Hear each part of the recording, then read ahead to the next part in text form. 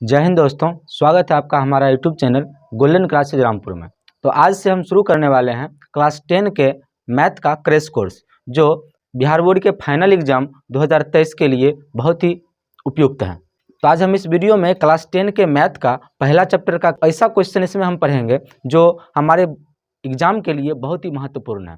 और ऐसा क्वेश्चन हम इस चैप्टर में बताएंगे आपको कि 100% इसकी गारंटी रहेगी कि आपको एग्जाम में पूरी तरह से हेल्पफुल रहेगा। तो चलिए शुरू करते हैं। पहला चैप्टर है वास्तविक संख्या। तो वास्तविक संख्या में हमें सबसे पहले संख्या के बारे में पढ़ना अति आवश्यक है। बहुत सारे क्वेश्चन जो एग्जाम में है वो संख्या से भी पूछा जाता है और वो भी बहुत ज़्यादा इम्पोर्टेंट होता है। तो वास्तविक संख्या जो होता है इसमें सबसे पहले जो संख्या आता है वो हमें प्राकृत संख्या होता है। गिनती के संख्या को क्या कहते हैं? प्राकृत संख्या। मतलब कि 1, 2, 3, 4 इस तरह से अनंत तक जितनी भी संख्याएं होगी वो सभी को प्राकृत संख्या कहा जाएगा। इसके बाद आता है पूर्ण संख्या। गिनती के संख्या में शून्य को शामिल करने पर जो संख्या बनता है उसे हम पूर्ण संख्या कहते हैं। जैसे 0, 1, 2, 3, 4 अनंत तक, ये सभी जो आता है पूर्ण संख्या में आता है। उसके बाद आता है तीसरे नंबर पर पूर्णांक। गिनती के संख्या में शून्य और ऋणात्मक को जब हम शामिल करते हैं तो जो संख्या बनता है वह पूर्णांक संख्या होता है। जैसे कि ये यहाँ से ऋणात्मक अनंत तक जाएगा और ये धनात्मक अनंत तक जाएगा, जिसे हम पूर्णांक संख्या कहेंगे। ठीक है। तो इसके बाद आता है सम संख्या। तो सम संख्या क्या होता है कि वैसा संख्या जिसे हम 2 से पूरा विभाज्य कर सकते हैं उसे हम सम संख्या कहते हैं। जैसे 2, 4, 6, 8, 10 इस प्रकार जितनी भी संख्याएं होगी वो सारा संख्या क्या कहलाएगा? सम संख्या कहलाएगा। ठीक है। अगला है विषम संख्या। विषम संख्या वैसा संख्या जो 2 से पूरा विभाज्य ना हो उसे विषम संख्या कहा जाता है। जैसे 1, 3, 5, 7, 9, 11 इस प्रकार जितनी भी संख्याएं होगी वो सारी संख्याओं को विषम संख्या कहा जाएगा। ठीक है। इसके बाद आता है अभाज्य संख्या। अभाज्य संख्या वैसा संख्या जो एक और स्वयं के अलावा किसी और संख्या से विभाज्य ना हो उसे हम क्या कहते हैं? अभाज्य संख्या। इसके श्रेणी में आता है सबसे पहले 2 आता है। 2 जो है यह एक ऐसा सम संख्या है जो एक अभाज्य भी है।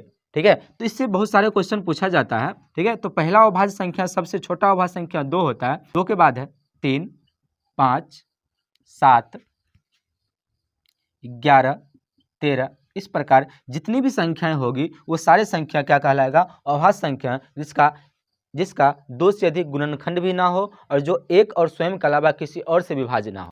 इसके बाद आता है 7वें नंबर पर सह अभाज्य संख्या। सह अभाज्य संख्या है कि वैसा 2 संख्या जिसका कोई उभयनिष्ठ गुणनखंड ना हो। जैसे 2, 5 इस दोनों संख्या का कोई उभयनिष्ठ गुणनखंड नहीं है, इस प्रकार इसे हम सह अभाज्य संख्या कहेंगे। जैसे 5, 9 इस दोनों संख्या का कोई उभयनिष्ठ गुणनखंड नहीं है, इसलिए इसे हम क्या बोलेंगे? सह अभाज्य संख्या। ठीक है। जैसे कि 8, 15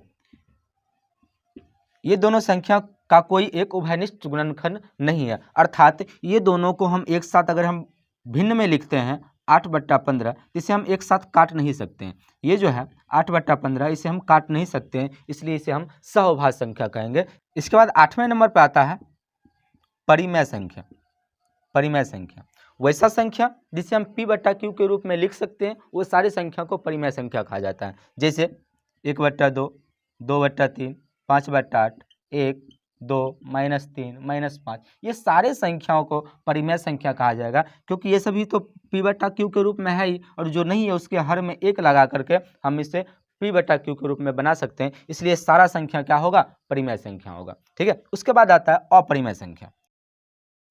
अपरिमेय संख्या वैसा संख्या जिसे हम P/Q के रूप में नहीं लिख सकते हैं उसे अपरिमेय संख्या कहते हैं। अब आप देख सकते हैं कि इसमें जितनी भी संख्याएं हैं ये सारे संख्याओं को हम P/Q के रूप में लिख सकते हैं।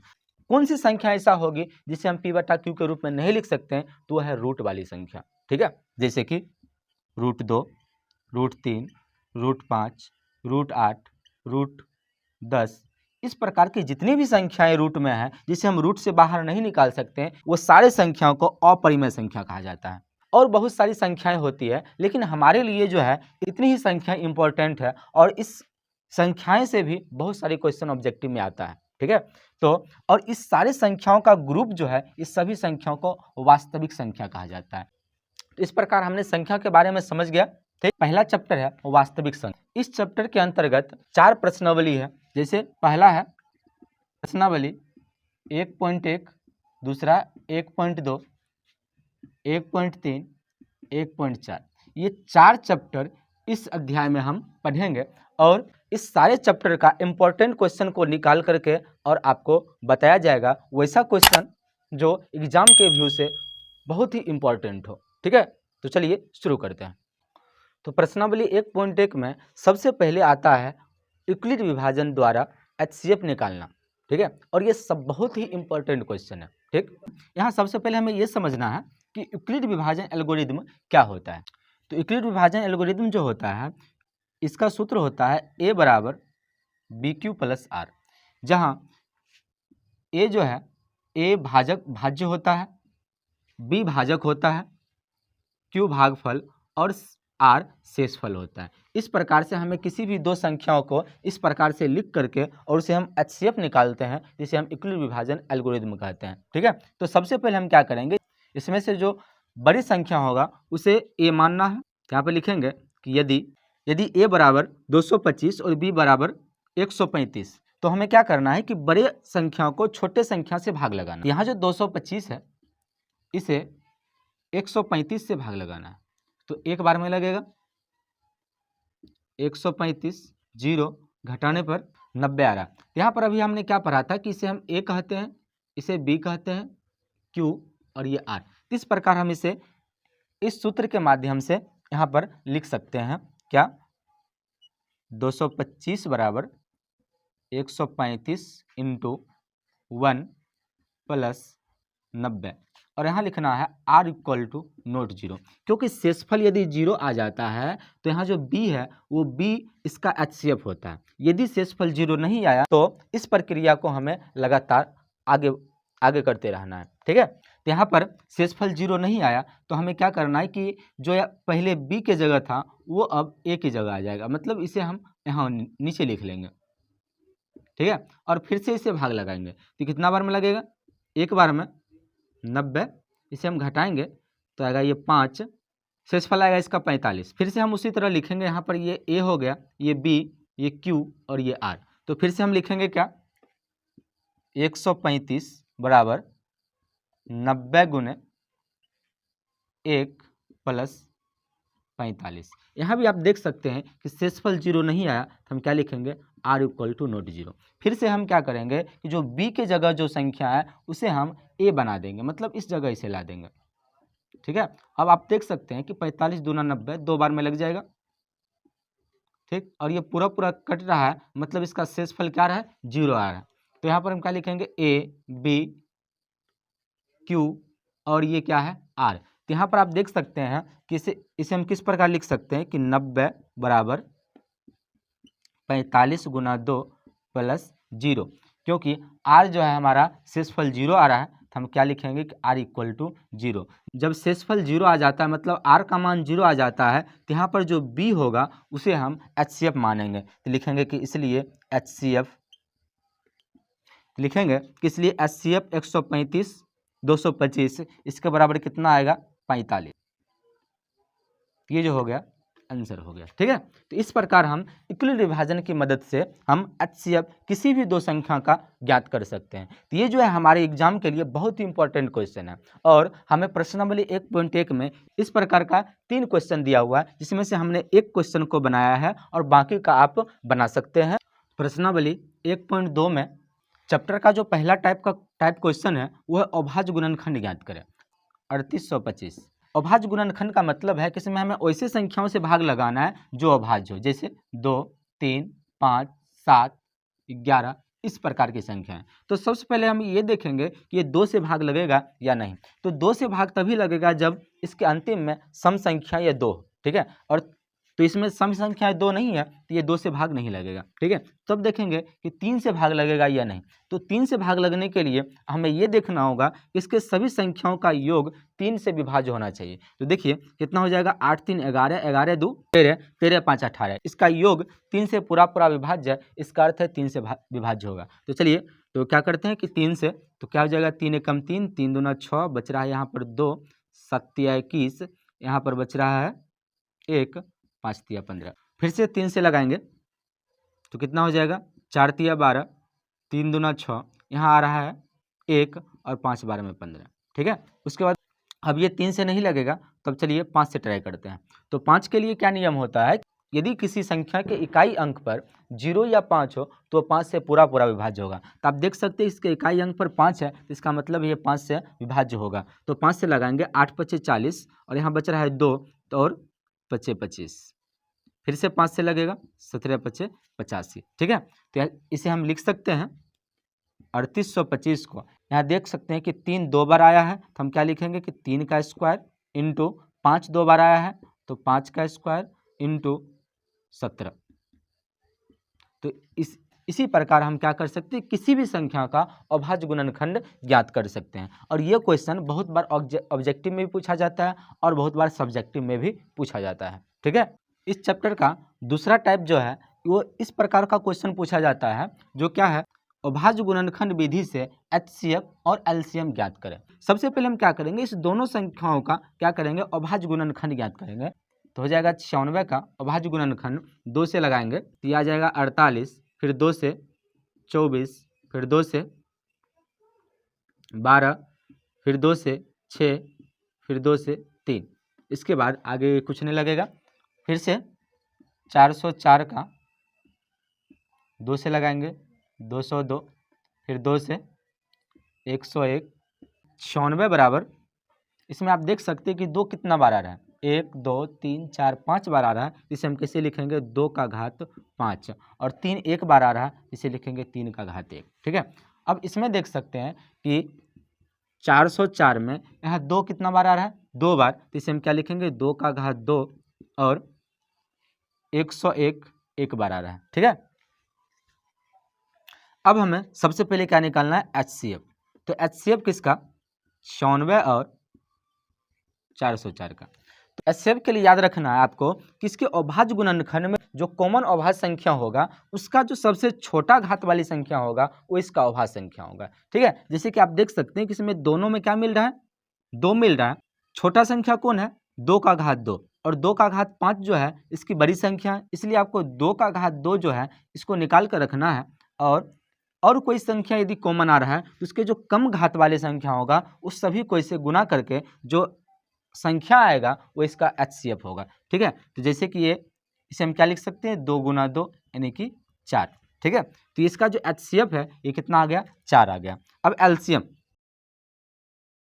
LCM का क्या नियम है कि जो संख्याएं दोनों में मिल रहा है उसके बड़ी घात वाली संख्याएं लेना है और जो नहीं मिल रहा है उसे भी गुना करना है। ठीक है, याद रखिए इस बात को कि यहाँ पर सबसे पहले हमें यह देखना है कि जो कौन सी संख्या दोनों में मिल रहा है, जो दोनों में मिल रहा है उसके बड़ी घात वाली संख्या लेना है, और जो दोनों में नहीं मिल रहा है उस सभी संख्याओं को भी गुना करके लिखना है। ठीक है, तो कितना हो जाएगा, ये 2 का घात 5 और 3 और 101।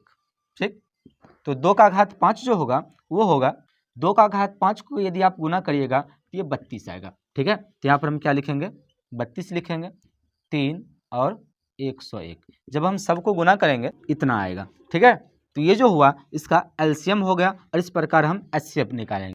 इस चैप्टर का तीसरा टाइप क्वेश्चन है जो अभाज्य गुणनखंड से HCF और LCM ज्ञात करने के लिए कहा जाता है। इसमें 2 की जगह 3 संख्याएं भी दे दिया जाता है। ठीक है, उसको अभी हम उसी प्रकार से ज्ञात करेंगे, बस जो कॉमन संख्याएं मिलता था, ठीक है, उसमें 2 से निकालते थे और इसमें तीनों से कॉमन जो संख्या निकलेगा उसे हम HCF और LCM की जगह रखेंगे। ठीक है, जैसे इसमें भी हमें तीनों का अभाज्य गुणनखंड ज्ञात करना है। जैसे 6, तो 6 का क्या होगा, 2 गुना 3 72। इसका क्या होगा, तो इसका हम अभाज्य गुणनखंड ज्ञात करते हैं, तो इसका हो जाएगा 2 से लगाएंगे 36, 2 से 18, 9, 3 से 3, ठीक है। इसे अब क्या लिखिएगा, यहाँ देखिए 2 कितना बार आ रहा है, 3 बार, तो 2 आ जाएगा, 2 का घात 3 और 3 का घात 2, 120। 2 से लगाएंगे 60, 2 से लगाएंगे 30, 2 से 15, 3 से 5। तो यहाँ देख सकते हैं कि 120 में 2 कितनी बार आ रहा है, 3 बार, तो 2 का घात 3, 3 कितनी बार आ रहा है, 1 बार, 3 का घात 1 और 5 1 बार, तो 5 का घात 1। इस प्रकार तीनों संख्याओं का अभाज्य गुणनखंड ज्ञात करेंगे। उसके बाद हमें HCF निकालना है।